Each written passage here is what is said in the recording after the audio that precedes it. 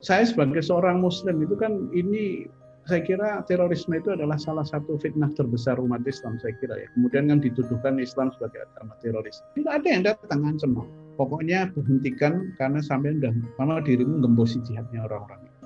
Makanya kalau di dalam penjara itu mungkin Nisa kaget di dalam penjara itu yang saya lakukan itu bukan ceramah tentang agama, tapi cara bikin tempe, cooking class, kira-kira kayak gitu. Nama saya Nur Huda Ismail, saya pendiri Yayasan Prasasti Perdamaian.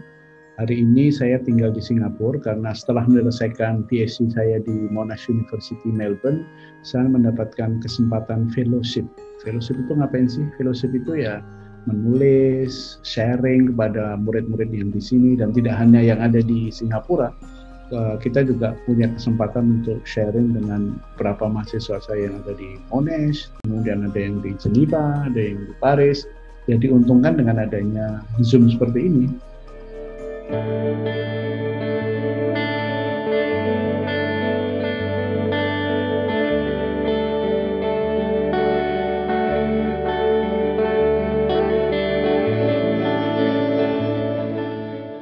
Jadi setiap orang itu ada titik baliknya. Kalau bagi saya secara pribadi itu ketika saya menjadi wartawan surat kabar Amerika, Washington Post, liputan bom Bali pertama. Saya sampai di sana, liputan pagi hari, saya lihat darah, ya saya nanya siapa ini yang dibalik serangan kejam seperti ini. Masih kaget, nyari-nyari liputan lah seperti wartawan biasa.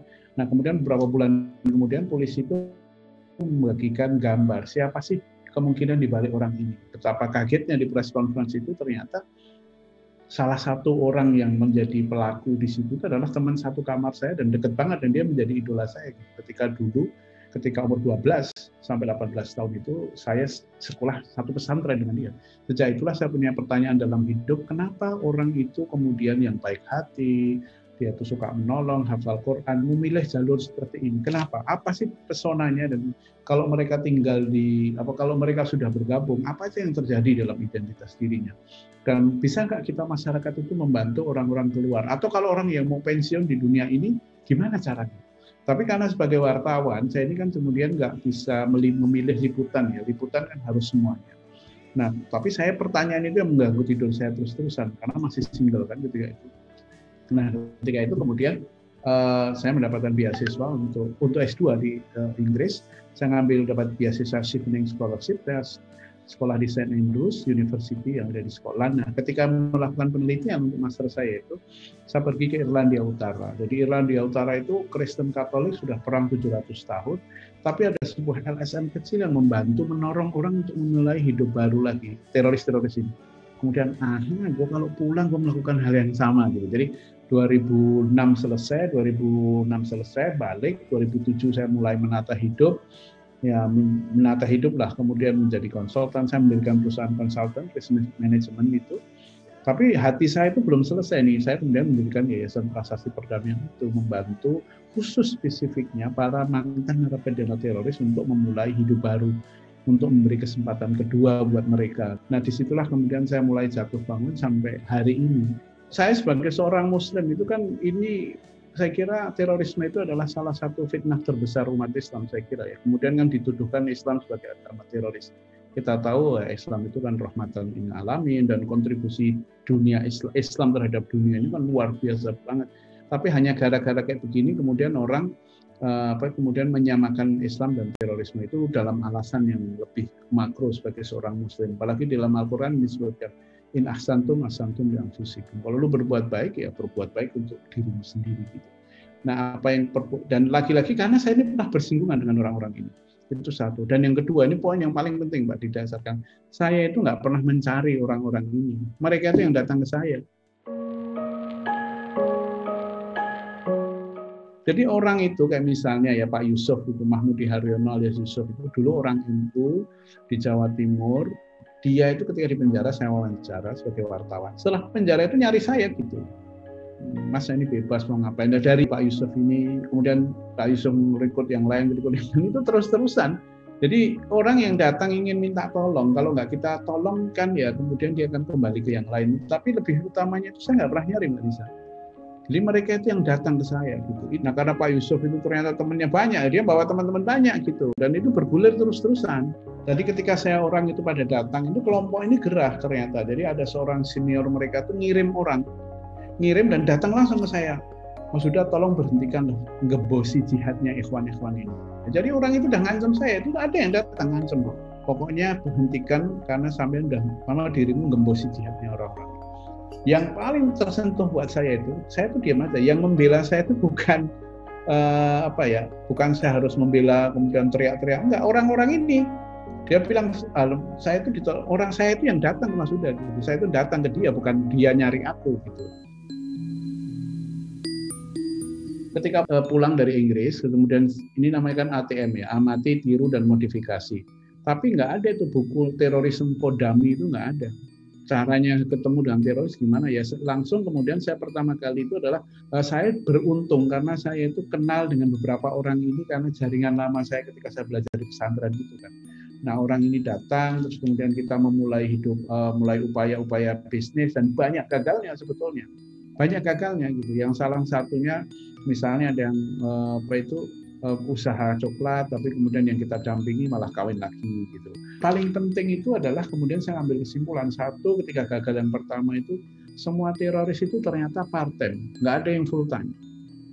Kedua, ya orang bisa saja dia sudah bebas dari penjara, tetapi bukan berarti kemudian dia langsung kemudian moderat seperti banyak orang. Pikirannya itu masih kenceng, makanya meskipun dia keluar dari penjara ya Bin Laden tetap idolanya gitu loh. Karena masa hukumannya itu belum cukup untuk membuat dia mengunjungi ulang pemahaman lamanya. Sekarang paling tidak kemudian saya menemukan formula yang sederhana sebetulnya, yang namanya 3H itu tadi. H yang pertama itu adalah heart, memenangkan hatinya. Jadi kita mendengar dulu, memahami, karena memahami itu bukan berarti mendukung. Understanding doesn't mean supporting. Kita memahami prosesnya. Kalau pertanyaannya why, kenapa mereka melakukan itu, pasti jawabannya ideologi. Tapi kalau pertanyaannya itu how, gimana sih prosesnya, itu pasti karena masalah kegalauan gitu, kegalauan diri, pencarian identitas, ingin significance, baru masuk itu kemudian ideologinya bekerja. Bukan karena ideologi, tapi karena permasalahan-permasalahan psikologis ini orang gitu. Nah, poin yang kedua itu namanya hand. Hand itu diberi mereka itu, hand itu tangan, skill. Jadi kayak misalnya beberapa orang-orang yang sudah bekerja ini kan energinya berlebih ya, kita alihkan. Kemudian yang terakhir itu head-nya. Kalau mereka sudah merasa nyaman dengan kita, head itu ya ideologinya. Makanya orang-orang yang pernah bersinggungan sama saya ini sampai hari ini pun itu masih bekerja bareng sama saya menjadi agen perdamaian. Karena mereka menjadi credible voice, orang-orang yang memang mereka itu pernah mengalaminya, terus kemudian mereka ini pada titik tertentu ingin pensiun dan memulai hidup baru. Nah, program yang saya lakukan dengan orang-orang yang di level high ini hari ini itu adalah kita itu ada program di tingkat RT dan RW. Jadi kalau misalnya ada narapidana teroris yang akan dibebaskan di wilayah tertentu, itu kita sudah koordinasi dulu jauh-jauh hari, nggak hanya seminggu 2 minggu, tapi mungkin 6 bulan, minimal 6 bulan sampai 1 tahun. Kita siapkan masyarakatnya. Kalau masyarakatnya nggak disiapkan, pasti mereka ini akan kembali ke kelompok lama gitu. Jadi kalau bahasa kerennya itu namanya kita menciptakan intergroup positive relation, relasi yang baik antar orang ini. Jadi meskipun kecil, kerja-kerja komunitas seperti kita itu saya kira penting. Nah, kalau enggak ya akan balik-balik lagi. Jadinya 4L itu pastinya. Lu lagi. Yang kena itu aja gitu. Makanya kalau di dalam penjara itu mungkin Nisa kaget. Di dalam penjara itu yang saya lakukan itu bukan ceramah tentang agama, tapi cara bikin tempe, cooking class, kira-kira kayak gitu. Jadi orang itu suka. Makanya saya bikin kafe, karena orang itu makan dulu, yaudah kita makan dulu deh. Kita nongkrong. Saya kalau ketemu orang itu selalu mencari persamaan, dan nyari persamaan yang paling gampang itu obrolannya makanan. Dulu saya bikin tempe, pelatihan bikin tempe, jadi orang itu asik, memenangkan hatinya dulu gitu. Nggak langsung duduk di kelas, oh ini diradikalisasi gini ya, itu ya nggak pas. Kalau nggak nyaman itu biasa lah. Biasa teman-teman saya yang dulu yang di pesantren ngomong, wah ini udah jual agamanya ke barat lah, ngebosi jihad lah, kalau udah liberal lah, itu udah biasa. Tapi alhamdulillah sebagai orang itu, saya itu bukan digerakkan oleh rasa shame, malu itu bukan, tetapi guilty. Saya lebih digerakkan oleh guilty, rasa guilt gitu. Kalau saya nggak bisa membantu orang itu saya merasa bersalah dalam diri sendiri.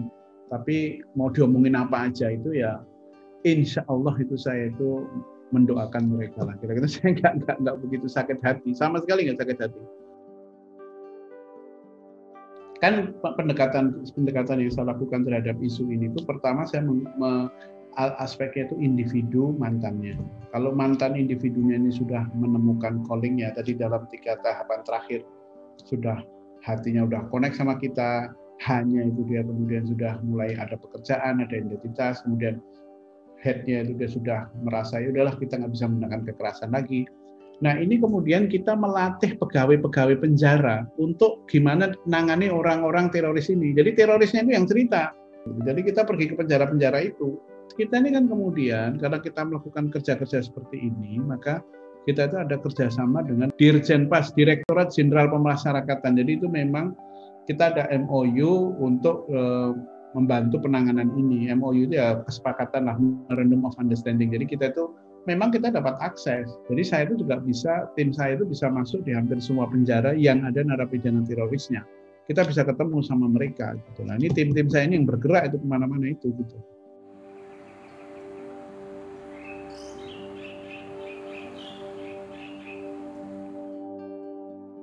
Pencapaian terbesar saya itu ketika saya melihat beberapa tim yang pernah bergabung di Prasasti Perdamaian itu, kemudian mendirikan upaya-upaya yang serupa. Kalau di media ini para pengamat, orang yang bikin lembaga baru, kebanyakan itu pernah mampir di Yayasan Prasasti dulu.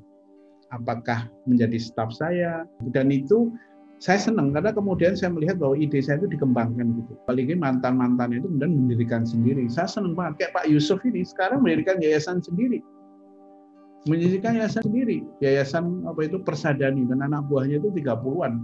Ada yang namanya Pak Jack Harun itu, Jack Harun yang ada di mana di Solo, dia mendirikan yayasan Kemasaram sendiri gitu, dan bahkan banyak yang sudah mengalahkan diri saya. I'm very happy to see that.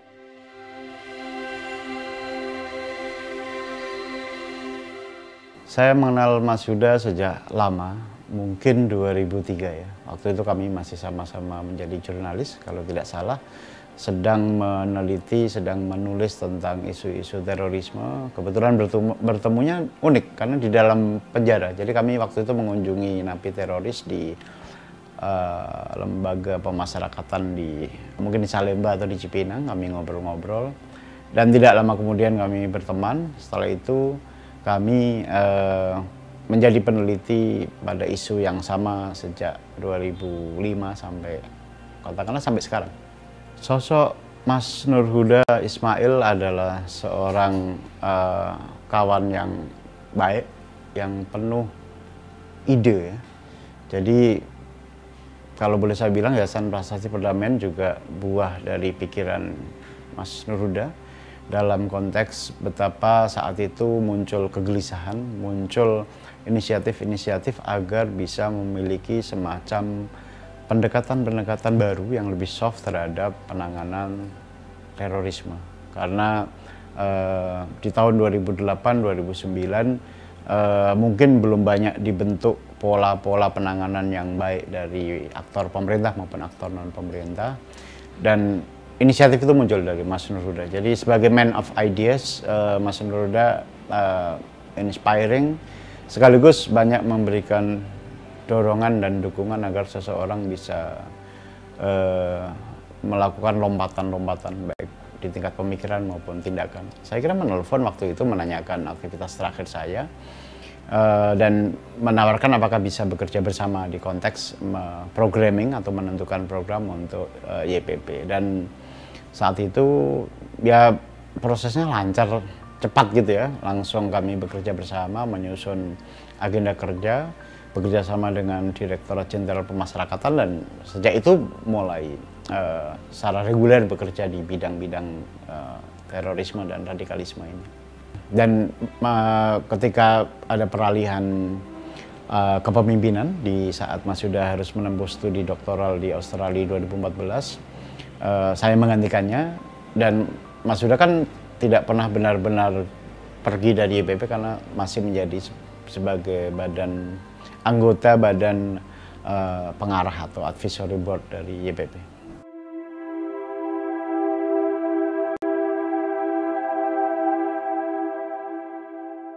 Yayasan Prasasti Perdamaian didirikan di 2008, mulai aktif bekerja di 2009 pada penanganan isu-isu radikalisme dan terorisme yang secara spesifik berupaya untuk memfasilitasi proses disengagement atau mungkin sebagian kalangan mengenalnya sebagai deradikalisasi bagi narapidana teroris, mantan narapidana teroris, dan kalau bisa keluarganya.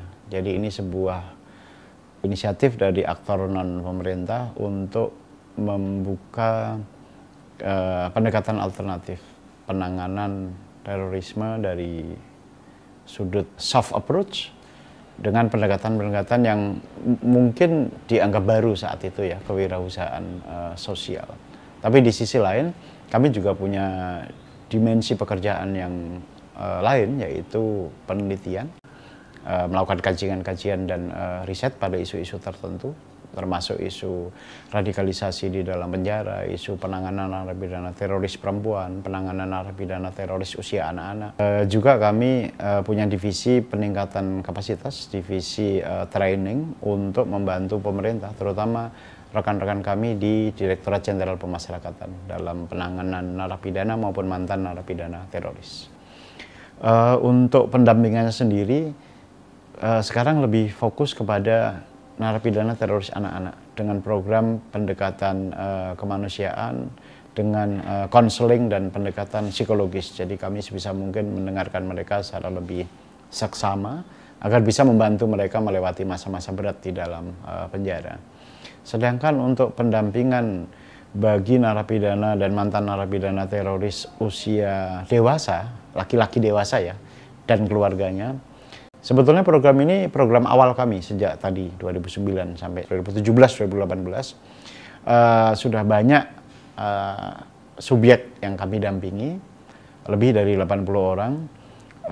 Tapi sementara kami hentikan dulu di tahun 2018 dalam konteks bahwa kami melakukan evaluasi, kami melakukan beberapa kajian atas keberhasilan dan kegagalan program agar tahu bagaimana kita bisa terapkan katakanlah teori atau konsep atau pendekatan baru dalam program pendampingan ini.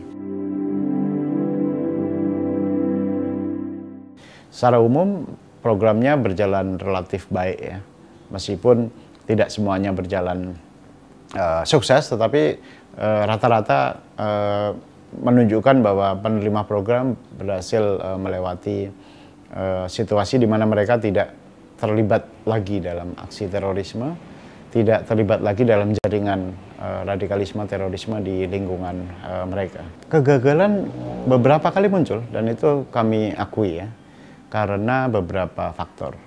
Ada untuk sekedar contoh ya, ada 1-2 contoh yang menarik bahwa di program social entrepreneurship ini kan memang ada keleluasaan bagi subjek untuk memilih kira-kira bidang kerja apa yang menarik, yang mau mereka pelajari, yang mau mereka kerjakan. Misalnya ada seseorang berniat membangun bisnis konveksi kecil-kecilan, bikin kaos, disablon gitu. Yang jadi masalah adalah kami tidak tahu gambar apa yang disablon. Rupanya gambar yang disablon adalah wajah Osama bin Laden, gambar senjata AK-47. Dan didistribusikan atau dijual, atau bahkan mungkin dikasihkan secara cuma-cuma ke jaringan mereka, ke teman-teman mereka. Jadi bisnis itu sendiri, ide bisnisnya membuat dia tidak terhubung dengan kelompok baru, dengan ruang sosial baru, dengan komunitas baru.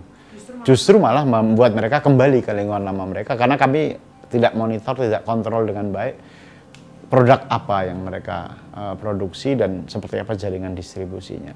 Jadi kata kuncinya lebih ke, sebetulnya ini ke aspek komunikasi, aspek intensitas dan lain-lain. Kalau kami lulus, ya memang akan ada resiko. Tapi kalau kami intens, mungkin akan meminimalisir resiko. Jadi ada beberapa kegagalan yang kami pelajari dan ya tidak, mudah-mudahan tidak meluas ya. Artinya tidak berlangsung secara panjang ke rekan-rekan mereka yang lain.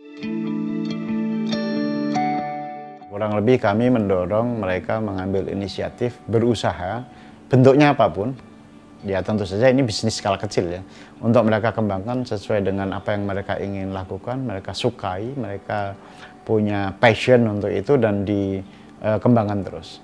Dan ini sebetulnya kerja jangka panjang ya, karena bisnis sendiri sebetulnya sebuah medium. Yang paling penting adalah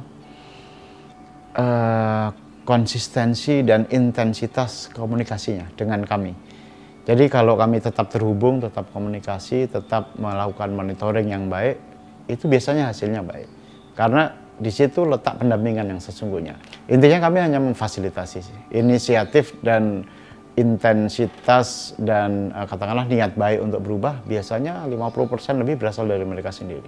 Kalau tidak niat berubah, mereka justru malah tidak akan menghubung kami atau terhubung dengan kami. Jadi ada dimensinya di mana kami sebetulnya hanya berperan untuk menciptakan ruangnya, ruang sosial barunya. Karena pikiran dan kehendak untuk berubah ada di diri mereka masing-masing. Sebetulnya ancaman yang keras-keras itu tidak ada sih. Tidak ada itu artinya apakah kita akan dikirim bom atau diancam dibunuh gitu, saya kira tidak. Tetapi banyak kampanye, banyak propaganda yang diberikan bahwa keberadaan kami itu melemahkan semangat jihad mereka, ditujukan untuk melemahkan organisasi mereka. Kami didukung oleh asing dan seterusnya. Kami menjadi kaki tangan pemerintah, kaki tangan intelijen dan seterusnya. Padahal tidak ada yang benar. Maksud saya, meskipun kami membantu pemerintah di konteks pelatihan-pelatihan untuk petugas pemasyarakatan misalnya, yaitu dukungan yang biasa. Dan itu menurut kami ya hal-hal baik karena kami membantu proses rehabilitasi dan reintegrasi sosial. Jadi setiap punya kesempatan untuk bertemu mereka secara langsung ataupun tidak langsung dalam konteks komunikasi, diskusi, kami sampaikan positioning kami dengan lebih tenang, lebih tepat, agar mereka juga tidak melihat kami sebagai musuh gitu ya. Dan sejauh ini memang tidak pernah ada ancaman serius seperti yang kaitannya dengan kekerasan atau apapun itu. Dan tidak pernah ada masalah serius juga terhadap kami.